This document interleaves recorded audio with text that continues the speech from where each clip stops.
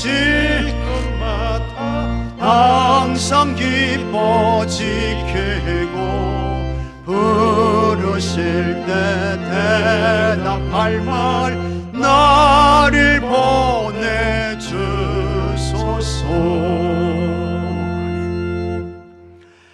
우리가 사는 세상은 힘든 세상입니다. 야곱이 바로 앞에 섰습니다. 애굽의 바로가 야곱에게 나이가 얼마냐고 물었습니다. 당신 나이가 몇 살입니까? 그렇게 물었어요. 그때 야곱이 이렇게 대답했습니다.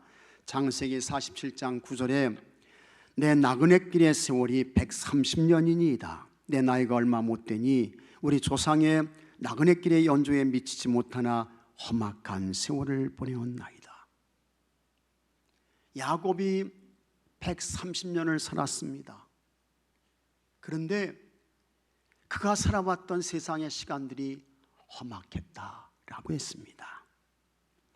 우리가 사는 세상 험악한 세상입니다. 어려운 세상이에요. 힘든 세상인 것입니다. 때로는 세상을 사는 것이 왜 이렇게 힘든지 힘에 부칠 때가 있습니다. 그러나 이런 세상에서도 여러분 행복의 사람이 있습니다. 복의 사람이 있어요. 어떤 사람이 행복할까? 누가 복의 사람일까? 누군가에게 물을 수 있는 사람, 이 사람이 행복자입니다. 여호수아에게 물을 수 있는 사람이 있었습니다. 여호수아가 물을 수 있는 사람은 모세였습니다. 다윗 왕에게 물을 수 있는 사람이 있었습니다. 그는 나단 선지자였습니다. 유다의 8대 왕 우시아에게도 물을 수 있는 사람이 있었습니다. 그는 스가랴 선지자였습니다. 하나님께 정말 잘한 히스기야 왕에게도 물을 수 있는 사람이 있었습니다. 그는 이사야 선지자였습니다. 디모데에게도 물을 수 있는 사람이 있었습니다. 그는 사도 바울이었습니다. 그런데 여러분들에게도 물을 수 있는 분이 있으세요. 누구실까? 그분이 보혜사 성령님인 것입니다. 보혜사 성령님은 우리가 묻는 거, 우리가 여쭈는 거 다 가르쳐 주세요. 알려주세요. 아주 정확하게 틀리지 않고 확실하게 가르쳐 주시고 아주 친절하게 우리에게 알려주십니다. 요한복음 14장 26절에 한번 같이 읽어보겠습니다. 보혜사 곧 아버지께서 내 이름으로 보내실 성령, 그가 너에게 모든 것을 가르치고 내가 너에게 말한 모든 것을 생각나게 하리라. 다 같이 아멘. 보혜사 성령님께서 모든 것을 가르쳐 주세요. 우리에게 알려주세요. 성령님은 틀리는 게 없어, 잘못된 것이 없으신 분이신 것입니다. 근데 그 성령님께서 아주 정확하게, 확실하게, 그리고 친절하게 우리에게 알려주십니다. 가르쳐 주세요. 그래서 보혜사 성령님은 여러분 가정교사입니다. 개인교사인 것입니다. 가장 탁월한 상담자인 것입니다. 그러면 그 성령님께 우리가 무엇을 묻고 여쭈어야 할까? 우리가 궁극적으로 성령님께 묻고 여쭈어야 할 것이 있습니다. 그것은 하나님의 뜻입니다. 이때 보혜사 성령님께서 하나님의 뜻을 가르쳐 주시는데, 성령님께서 하나님의 뜻을 가르쳐 주실 때 그냥 무조건 아무나 가르쳐 주시는 거 아니에요. 성령님이 가르쳐 주시는 영적인 원칙이 있습니다. 성령님은 반드시 기록된 하나님의 말씀을 통해서 우리에게 가르쳐 주시고 알려주시는 줄로 믿으시기 바랍니다. 보혜사 성령님은 하나님의 말씀에서 벗어나지 않습니다. 보혜사 성령님은 하나님의 말씀에서 이탈하지 않으세요. 보혜사 성령님은 성경을 통해서, 성경에서, 성경으로 하나님의 뜻을 우리에게 가르쳐 주십니다. 과연 성경을 통해 성령님께서 가르쳐 주시는 하나님의 뜻은 뭘까? 영혼 구원입니다. 사람들로 하여금 영생을 얻게 하는 것, 그래서 하나님 나라 천국의 사람이 되는 것, 이것이 하나님의 뜻이다 라고 하는 것을 가르쳐 주십니다. 예수님께서 이 세상에 오신 목적을 다음과 같이 말씀하셨습니다. 마가복음 1장 38절에 이르시되 우리가 다른 가까운 마을들로 가자. 거기서도 같이 하겠습니다. 전도하리니. 그렇습니다. 거기서도 전도하리니 내가 이를 위하여 왔노라. 예수님께서 말씀하셨습니다. 복음 전해서 영혼 구원하는 것, 그 뜻과 목적을 위해 예수님께서 이 세상에 오셨다라고 하는 것을 말씀하셨습니다. 그리고 예수님은 이와 같은 목적을 이루시기 위해서 그분의 전 삶을 다 투신하십니다. 마지막에는 십자가에서 죽으세요. 피를 흘리시고 몸을 찢으시고 예수님께서 죽으십니다. 누가복음 19장에는 예수님께서 여리고의 세리장 삭개오를 만나신 후에 다음과 같이 말씀하셨습니다. 누가복음 19장 10절에 같이 읽겠습니다. 인자가 온 것은 잃어버린 자를 찾아 구원하려 함이니라. 아멘. 잃어버린 자를 찾아 구원하는 거, 이것을 위해서 예수님 오셨는데 이게 뭐냐? 하나님의 뜻이다 라고 하는 것입니다. 요한복음 6장 40절에는 예수님께서 이런 말씀도 하셨습니다. 내 아버지의 뜻은 아들을 보고 믿는 자마다 영생을 얻는 이것이니, 아들을 보고 믿는 자마다 영생을 얻는 이것이니 마지막 날에 내가 이를 다시 살리리라 하시니라. 예수님을 그리스도 주님으로 믿고 고백해서 모든 사람들이 얻는 영생, 이것이 하나님의 뜻이다 라고 하는 것입니다. 디모데전서 2장 4절에는 다음과 같은 말씀도 나옵니다. 하나님은 모든 사람이 구원을 받으며 진리를 아는데 이르기를 원하시느니라. 하나님은 한 사람도 잃어버리지 않고 다 구원받기를 원하세요. 영생의 사람 되기를 원하십니다. 영원한 하나님들아 천국의 사람이 되기를 바라십니다. 이게 하나님의 뜻인 것입니다. 그리고 하나님은 이와 같은 하나님의 뜻을 이루기 위해 예수님을 이 세상의 그리스도 메시아 구원자로 보내주셨습니다. 그 예수님을 그리스도 주님으로 믿는 사람은 누구든지 어떤 사람이든지 구원받아요. 구원받습니다. 하나님 자녀 되는 것입니다. 그런데 이와 같은 하나님의 뜻이 하늘에서는 이미 벌써 이루어졌습니다. 성취가 됐어요. 그러나 이 땅은 아직 아닌 것입니다. 하나님의 뜻이 여기 이 땅에서는 아직 완성되지 않았습니다. 그래서 예수님께서 주기도문을 가르쳐 주시면서 다음과 같이 기도하라고 했습니다. 10절에 같이 읽겠습니다. 뜻이 하늘에서 이루어진 것 같이 땅에서도 이루어지이다. 다 같이 아멘. 뜻이 하늘에서 이루어진 것 같이 땅에서도 이루어지이다. 하나님의 뜻이 이루어지기를 기도해라. 예수님께서 말씀하시고 있습니다. 그러면 하나님의 뜻이 하늘에서 이루어진 것처럼 이 땅에서도 이루어지기 위해 우리가 무엇을 어떻게 해야 할까? 첫째로 기도해야 합니다. 이게 첫 번째예요. 이게 우선입니다. 이게 가장 먼저인 것입니다. 기도해야 돼요. 선교학자들에 의하면 현재 성경 전파 속도로 보게 되면 북아메리카, 북미죠. 이 북아메리카 모든 사람들에게 복음을 전하는데 13년이 걸린다고 합니다. 남아메리카, 남미는 16년이 걸린대요. 호주를 비롯한 오세아니아주는 30년 걸립니다. 아프리카는 75년이 걸려요. 유럽은 이게 본래 기독교가 아닙니까? 기독교 지역 아닙니까? 근데 이 지역에 복음을 전해주는 데 걸리는 기간이 90년이라고 하는 것입니다. 우리나라가 포함되어 있는 동아시아도 90년이 걸려요. 서아시아는 중동 지역입니다. 여기는 이슬람이 가장 강력한 지역입니다. 그런데 이곳에 성경을 전하고 복음을 전하는 것이 370년이 걸린대요. 세계적으로 보면 기독교인 8명 중에 여러분 7명이 성경을 갖고 있지 못합니다. 전 세계적으로 통계적으로 보면 8명 가운데에 7명이 성경에 없어. 우리는 뭐 그냥 널려 있는 게 성경책이잖아요. 근데 세계적으로 보면 8명 가운데 7명은 성경책이 없는 것입니다. 전 세계에서 매일 10만 명이 죽습니다. 10만 명이 죽어요.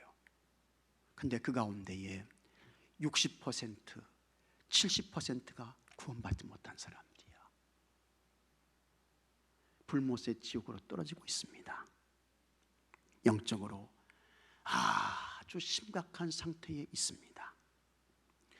세계적인 자기개발과 동기부여에 관한 전문가로 잘 알려진 지그 지글러가 뭐라고 이야기를 했는가 하니, 아침 기상이 활발한 사람이 성공한다 라고 했습니다. 그러면서 그는 3가지를 뻥찬 사람이 정상에 섰다, 그렇게 이야기를 했어요. 3가지를 뻥찬 사람이. 무슨 3가지를 뻥차버려야 되느냐? 먼저 이불을 차고, 그 다음에 방문을 차고, 교회 문을 차고 들어와서 성령으로 호흡하며 기도한 사람이 언제나 하나님의 역사에서 큰 일들을 치러냈다고 했습니다. 진짜 맞는 이야기예요.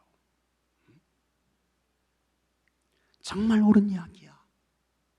사실입니다.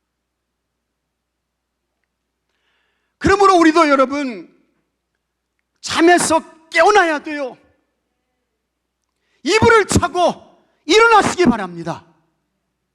아멘 하는 사람 별로 없잖아요. 잠자야 된다는 거야. 잠자야 된다는 거야. 피곤해서 힘들어서 더 자야 된다는 거예요. 근데 여러분 아닙니다. 이불을 차고 일어나야 돼요. 방문을 차고 교회로 와야 됩니다. 교회 문을 차고 들어와서 성령을 호흡하며 기도해야 합니다. 영혼의 구원을 위해 기도해야 돼요. 영생을 위해 간구해야 합니다. 하나님의 소원이 이루어지기를 부르짖어야 하는 것입니다.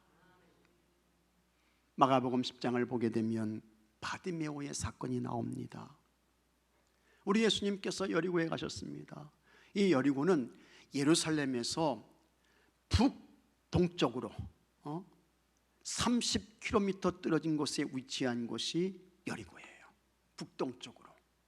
근데 그곳에 바디메오라고 하는 사람이 있었습니다. 이 바디메오는 사람 이름이 아닙니다. 바는 아들이란 뜻입니다. 그 다음에 디메오는 불결이란 뜻이에요. 그러니까 이 바디메오는 불결의 아들, 그런 의미인 것입니다. 예수님 당시에 이 사회는 신체적으로 무슨 장애가 있거나 혹은 몸이 정상이 아니면 이 사람은 불결한 사람, 부정자, 이렇게 이제 취급을 했습니다. 옛날 사회가 이제 그런 세상이었습니다. 그러니까 정상적인 사회생활을 하는 것이 어려웠습니다. 이렇게 볼 때에 바디메오의 아버지도 장애가 있었던 것이 틀림이 없습니다. 그 장애가 구체적으로 무엇인지는 우리가 알 수 없지만 아마도 역시 이 아버지도 앞을 보지 못하는 소경이 아니었을까, 그렇게 추측을 할 수 있습니다. 그러니까 아버지도 소경이야. 그리고 아들도 소경인 것입니다. 참 안타까워요. 더군다나 이 바디메오는 거지였습니다. 길거리 인생을 살았습니다.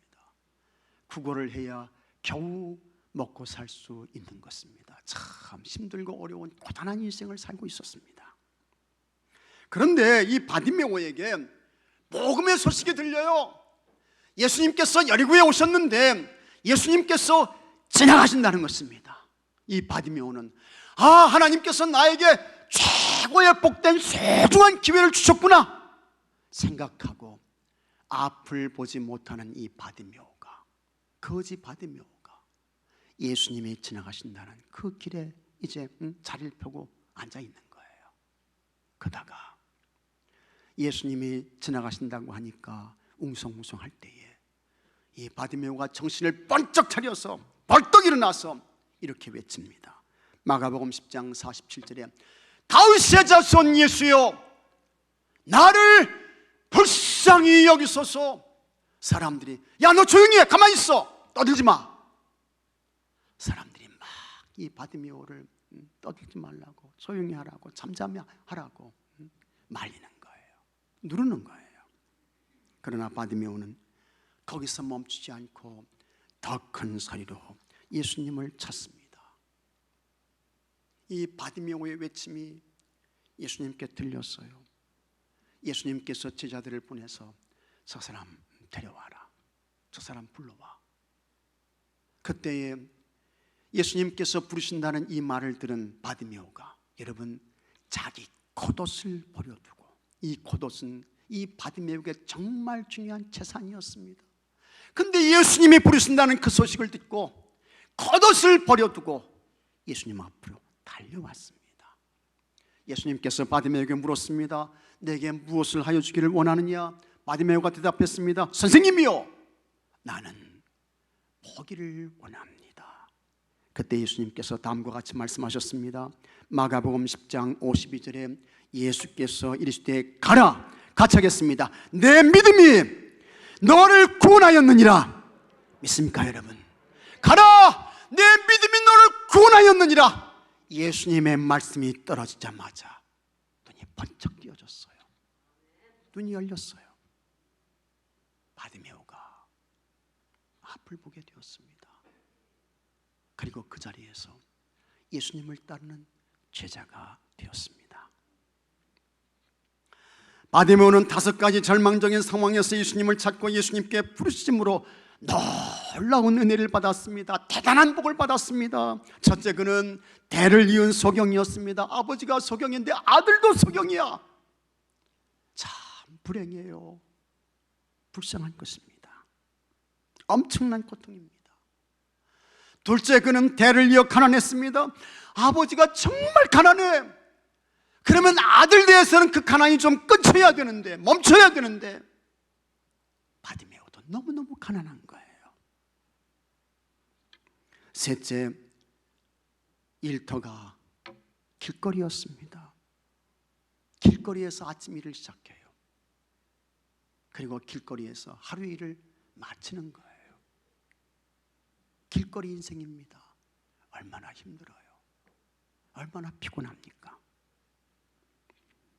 넷째, 아침부터 저녁까지 지나가는 사람에게 구걸을 합니다. 나를 좀 불쌍히 여겨주시오. 나에게 한 푼만 주십시오. 사람들이 지나갈 때마다 외칩니다. 힘들죠? 불쌍해요. 다섯째, 사람들에게 멸시를 당합니다. 인간 취급을 받지 못하는 거예요.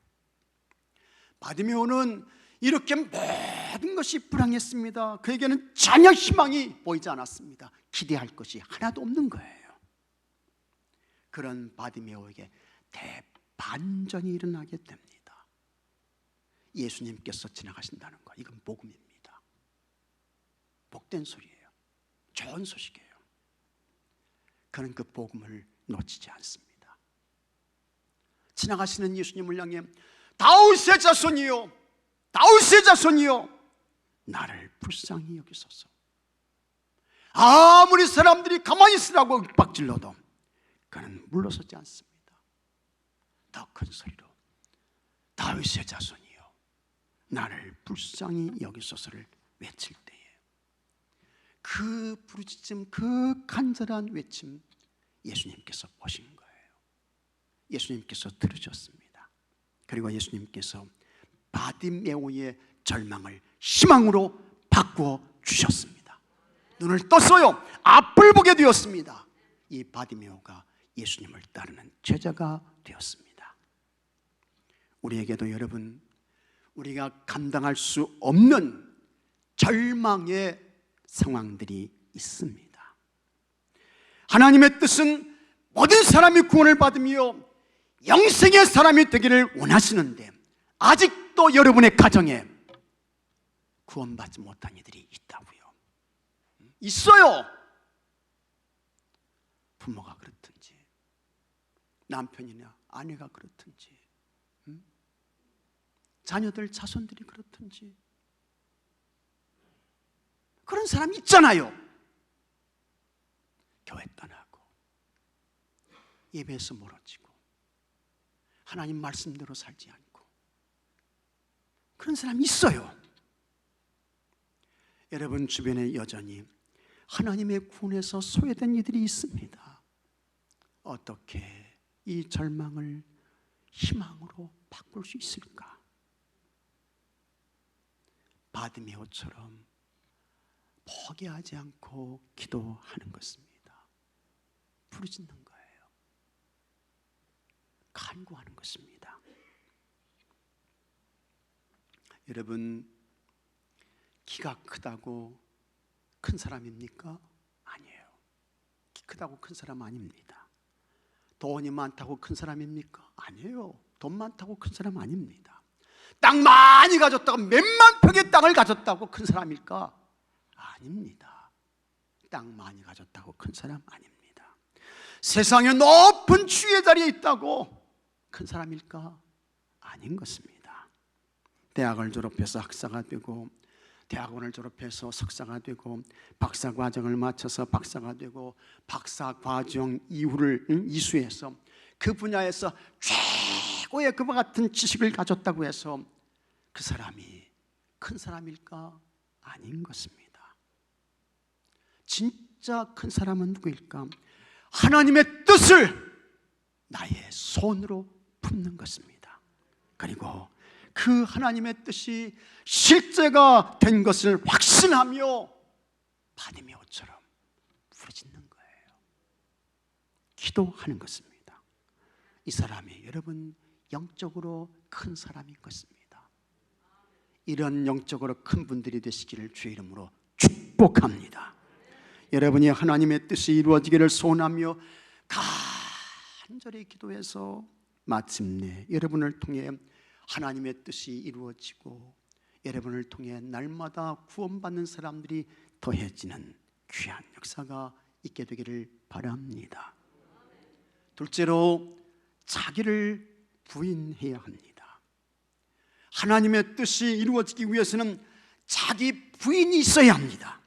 내 뜻과 내 생각 이것이 우선이 되면 하나님의 뜻과 하나님의 계획은 이루어지지 않게 되는 것입니다. 예수님께서 마태복음 16장 24절에 이렇게 말씀하셨습니다. 다 같이 읽겠습니다. 이에 예수께서 제자들에게 이르시되 누구든지 나를 따라오려거든 자기를 부인하고 자기 십자가를 지고 나를 따를 것이니라. 아멘. 예수님께서 자기를 부인해라, 자기를 부인해라. 그리고 내 십자가 지고 여러분 각자의 십자가 지고 예수님 따르라고 말씀하고 있습니다. 여기서 십자가는 뭡니까? 하나님의 뜻이죠. 하나님의 계획이야. 하나님의 마음인 것입니다. 그런데 이와 같은 하나님의 십자가를 감당하기 위해서는 먼저 자기를 부인해야 돼. 자기 부인이 있어야 하는 것입니다. 그래야만 하나님의 뜻을 이루어 드릴 수 있습니다. 어떻게 하는 것이 하나님 뜻을 이루기 위해 자기를 부인하는 것일까? 예수님을 통해서 우리에게 잘 보여주셨습니다. 예수님이 우리에게 가르쳐 주셨어요. 예수님을 보게 되면 예수님께서 십자가 죽음을 앞에 놓고 겟세마네 동산에서 기도를 하십니다. 그때 예수님께서 이렇게 기도를 하셨습니다.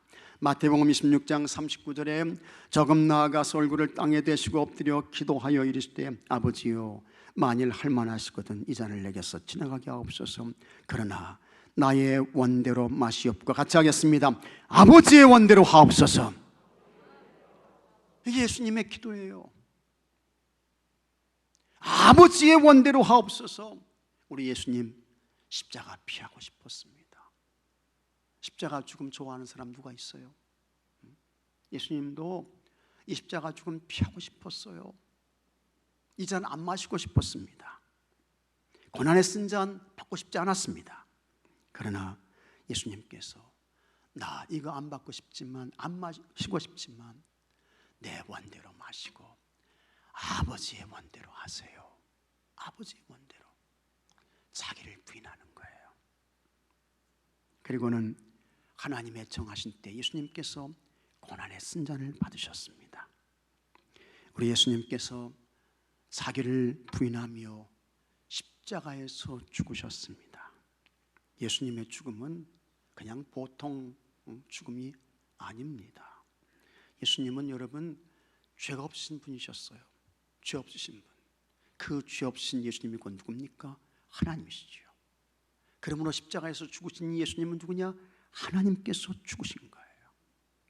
인간의 모든 허물과 죄를 다 풀어주시고 해결해 주시기 위해서 하나님께서 직접 십자가에서 죽으셨던 것입니다.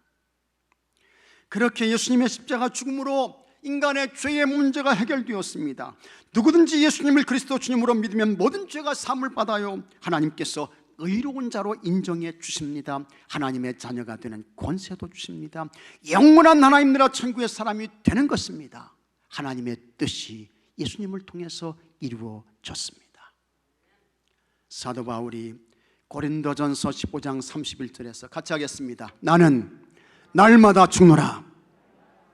바울은요, 난 날마다 죽습니다. 매일 죽습니다. 이야기를 했어요. 우리는 어떻게 해서든지 내가 그냥 끝까지 살아남아야 됩니다. 나는 마지막까지 살아야 돼요. 내 생각 난 못 굽힙니다. 내 주장 난 못 꺾어요. 뭐 이러잖아요. 근데 바울은 아니었습니다. 나 날마다 죽습니다. 나 매일 죽어요. 여기 날마다 죽는다는 것은 뭡니까? 매일 자기를 부인하고 자기를 쳐서 하나님 뜻에 복종시킨다, 그런 의미인 것입니다. 그런 사도 바울은 하나님이 쓰시는 위대한 사도가 되었던 것을 우리가 볼 수 있습니다. 여러분, 하나님의 뜻을 이루어드리기 위해서는 내가 먼저가 아닙니다. 내 생각 중심되면 안 돼요. 내 마음 우선되면 안 되는 것입니다. 하나님께서 이사야 선지자를 통해서 다음과 같이 말씀하셨습니다. 이사야 55장 8절에 같이 읽어보겠습니다. 이는 내 생각이 너의 생각과 다르며 내 길은 너의 길과 다름이니라. 이게 하나님 말씀이에요. 내 마음과 너희들의 마음은 틀려. 내 길과 너희들의 길은 틀려. 하나님 말씀하셔요. 근데 우리는 참 악하고 못돼서 하나님, 내 생각과 내 마음이 맞아요. 하나님 틀립니다. 하나님께 옳지 않습니다 하면서 자기 생각, 자기 중심, 자기 우선으로 가잖아요. 그래서 교회에서 다툼 생기는 거예요. 분쟁이 일어나는 거예요. 편당이 생겨지게 되는 것입니다. 안 되는 것입니다. 잠언 16장 9절에는 사람이 마음으로 자기의 길을 계획할지라도 그의 걸음을 인도하시는 이는 여호와시니라 했습니다. 아무리 사람이 계획을 잘 세웠다 할지라도 그 길을 인도하시는 분은 하나님이시라고 했습니다. 여러분, 하나님을 향해 여러분의 마음을 여시기 바랍니다. 하나님을 향해 여러분의 마음을 여십시오. 기도와 하나님의 말씀인 성경을 통해 하나님의 음성을 잘 들으십시오. 그리고 자기를 부인하고 하나님의 인도를 따라가서 여러분을 통해 하나님의 뜻이 아주 왕성하게 이루어지게 되기를 바랍니다. 셋째로 같이 하겠습니다. 즐거운 마음으로 순종. 즐거운 마음으로 순종해야 합니다. 기도와 하나님의 말씀인 성경을 통해 하나님의 뜻을 보았습니다. 하나님의 뜻을 찾았습니다. 하나님의 계획을 들었어요. 그 다음에는 지체하지 말고 순종해야 합니다. 그런데 이때 그냥 순종이 아닙니다. 즐거움으로 순종하셔야 돼요. 기쁨으로 순종하셔야 되는 것입니다. 예수님께서 요한복음 4장 34절에 예수님께서 취하시는 영적인 양식이 무엇인지를 말씀하셨습니다. 예수께서 이르시되 나의 양식은 나를 보내신 이의 뜻을 행하며 그의 일을 온전히 이루는 이것이니라. 예수님께서 날마다 취하시는 영적인 양식이 하나님의 뜻이라고 했습니다. 그런데 여기서 예수님께서 대단히 중요한 말씀을 하셨어요. 나를 보내신 이의 뜻을 행하며, 이렇게 말씀하고 있습니다. 여기 나를 보내신 이의 뜻을 행하며, 이 행한다, 이 말은 뭡니까? 이거 순종하는 거죠. 이거 복종하는 거예요. 그게 예수님의 삶의 양식이었다라고 하는 것입니다. 여러분, 아무리 하나님의 뜻을 보고 듣고 알았다 할지라도 순종하지 않으면 하나님의 뜻 안 이루어져요. 안 이루어지는 것입니다. 전도해서 영혼 구원하는 거 하나님 뜻이죠. 기도하는 거 하나님 뜻이에요. 날마다 매일 감사로 사는 거 하나님의 뜻인 것입니다. 너무 잘 알고 있습니다. 하지만 그렇게 알고 있어도 즐거움으로 순종하지 않으면 하나님의 뜻은 이루어지지 않는 것입니다. 하나님의 뜻을 이루어질 수 없는 거예요. 마태복음 21장 28절 이하에 두 아들의 비유 이야기가 나옵니다. 어떤 사람에게 두 아들이 있었습니다. 근데 이 아버지는 포도 농사를 했어요. 포도 농장을 가지고 있는 거야. 그래서 아버지가 어느 날 맏아들을 불러가지고, 야, 오늘 포도원에 할 일이 많아.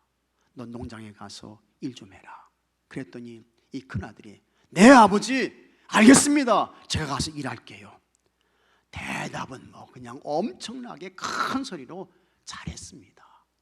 근데 여러분, 이 큰아들이 포도원에 와서 일했습니까? 일하지 않았어요. 안 나타났습니다. 이 아버지가 둘째 아들을 불러가지고 너 포도원에 가서 좀 일해라 말했어요. 그랬더니 이 둘째 아들은, 아버지요, 나 오늘 할 일이 많습니다. 나 바쁩니다. 나도 내일이 있어요. 못 갑니다. 안 돼요. 거절했어요. 근데 이 둘째 아들이, 내가 아버지의 말씀과 부탁을 거절했네. 이러면 안 되지. 내가 잘못했지.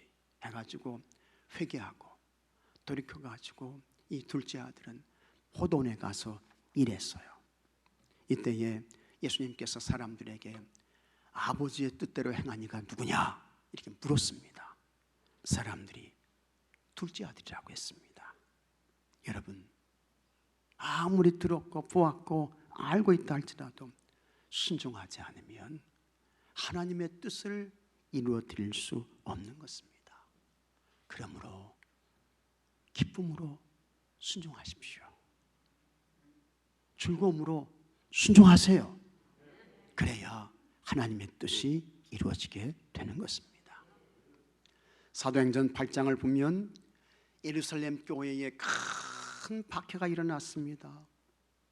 사도회에는 사람들이 다 흩어졌습니다. 그때에 빌립이 사마리아로 가게 됩니다. 그곳에서 많은 사람들에게 예수님의 복음을 전하는데 엄청난 굉장한 역사가 일어났어요.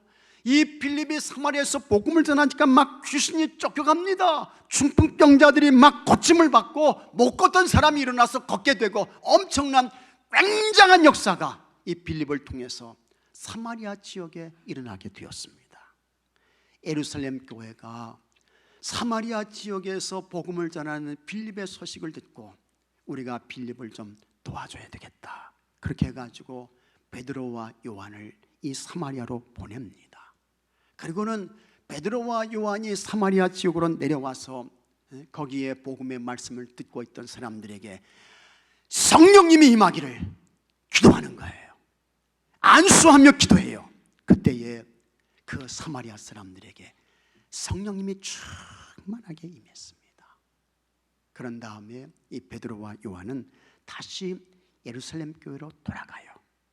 그때에 빌립에게 주의 사자가 찾아오십니다. 그리고는 주의 사자가 빌립에게 하시는 말씀이 사마리아를 떠나서 남쪽으로 향하여 예루살렘에서 가사로 내려가는 길까지 가라. 그렇게 이제 말씀을 하십니다. 근데 이 가사로 내려가는 그 길이 뭐냐? 그게 광야였습니다. 광야예요. 복음을 전하기 위해서는 사람 있는 곳으로 가야지요. 사람 많은 도시를 찾아가야 돼요. 그런데 하나님의 사자는 광야길로 가라 말씀하시는 거예요. 이거 어떻게 됩니까? 아니 복음 전하기 위해서는 도시 가야지, 사람 찾아가야지, 광야로 가면 되겠어요? 근데 이 빌립이 하나님의 사자의 그 말씀을 듣고 자기 생각을 내려놔요. 자기 지식, 자기 경험 이런 것들을 내려놔. 그리고 하나님의 사자의 지시를 따라서 광야길로 가게 되는 것입니다. 근데 그곳에서 에티오피아의 여왕 간닥의 국고를 맡은 사람을 만나게 되는 것입니다. 이 사람은요, 지금으로 말하면 재정부 장관이야, 경제부 장관이야. 이 사람을 만나게 돼요. 그리고는 그 광야에서 이 빌립이 예수 그리스도 복음의 말씀을 전합니다. 그랬더니 이 에티오피아 여왕 간다게의 국고를 맡은 이 사람이 은혜 받는 거예요. 여기 그림을 잘 보시면 이 흑인 이 사람이요, 눈에서 눈물이 막 흘러. 은혜 받은 거야. 감동받은 거예요. 그리고는 뭐가 더 이상 부족하리요? 보니까 물이 있어요. 내려서 이 사람이 빌립을 통해서 세례를 받게 됩니다. 바로 그 사람을 통해 아프리카의 복음의 거룩한 문이 열려지게 되었던 것입니다. 빌립이 기쁜 마음으로 순종하니 그가 놀라운 하나님의 구원의 뜻이 이루어졌습니다. 그러니 여러분, 내 마음 아닙니다. 내 생각 아니에요. 내 지식 아닙니다. 내 경험 아닙니다. 교회 공동체에서 여러분 주장, 여러분 생각, 여러분 지식, 여러분 경험, 여러분 이거 말하지 마십시오. 그거 말하는 거 아니에요. 하나님의 뜻이 어디에 있나? 성령님 우리에게 뭘 말씀하시나? 주님은 우리에게 무엇을 지시하시나? 그거 들어야죠. 거기에 순종해야 하는 것입니다. 하나님의 말씀과 성령님의 감동과 지시에 여러분 자신을 쳐서 순종하시기 바랍니다. 기쁨으로 순종하세요. 즐거움으로 순종하십시오. 그래서 여러분을 통해 그거 놀라운 하나님의 뜻이 이루어지게 되기를 바랍니다. 여러분을 통해 날마다 구원받는 사람이 더해지는 은혜와 축복이 있게 되기를 바랍니다. 다 같이 기도합시다. 주님 감사합니다. 아버지 하나님, 언제나 하나님의 뜻, 하나님의 계획, 하나님의 마음이 우선이게 하여 주시옵소서. 먼저이게 하여 주시옵소서. 전심으로 기도하게 하셔서 하나님의 뜻을 보게 하시고 알게 하시고 듣게 하여 주옵소서.